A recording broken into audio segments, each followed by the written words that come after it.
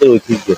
আমরা মুসলমান, কিন্তু তারপরেও শান্তিপূর্ণভাবে সমস্ত হিন্দু মুসলমানরা একসাথে হয়ে আমরা যাতে সব সামাজিক কার্যকলাপে নিজেদেরকে নিয়োজিত রাখতে পারি।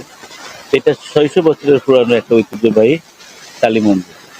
তো বাংলাদেশের বিভিন্ন প্রত্যন্ত গ্রাম অঞ্চল থেকে মানে যখন ইয়ে শুরু হয়, মাঘ মাসে মেলা শুরু হয়, আসে। তো অনেক সব আমাদের কাছে বলে যে এত সুন্দর একটা ইয়ে, কিন্তু আপনাদের ওইখানে গেলে একটু গরম লাগে।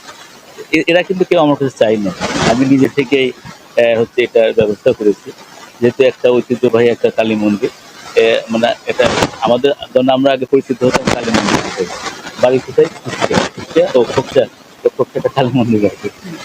অনেক ধরনের হয়তোবা অনেক মুসলমান আবার হয়তোবা ইয়ে, কিন্তু না, যেটা ভালো সেটা আমাকে ভালো বলতেই হবে।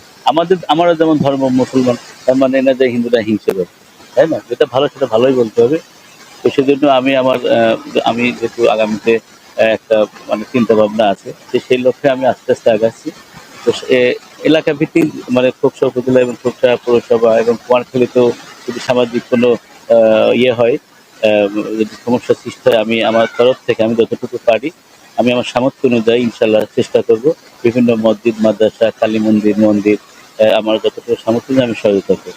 ছেলেপেলে আছে সারা বাংলাদেশে অত্যন্ত উপজেলা এবং পৌরসভা লেভেলে আমাদের প্রধানমন্ত্রী জনাব তারেক রহমানের নির্দেশ আছে যে যারা যুব সমাজ, তারা সামাজিক কার্যকলাপে নিজেদেরকে নিয়োজিত রাখা। তো আমরা সেই চেষ্টাই করতেছি যে আমাদের প্রধানমন্ত্রীর জন্য সবাই দোয়া করি। ধন্যবাদ। ভালো থাকবেন। বা কোনো নির্বাচনী আমাদের প্রাক্তন উপদেষ্টা বর্তমান উপদেষ্টা এইরকম যে অবস্থা, সে প্রত্যেক জায়গায় বিভিন্ন এতিমখানা, বিভিন্ন মন্দির, বিভিন্ন সরকারি ঘর পুড়ে গেছে, কেউ দেখে না।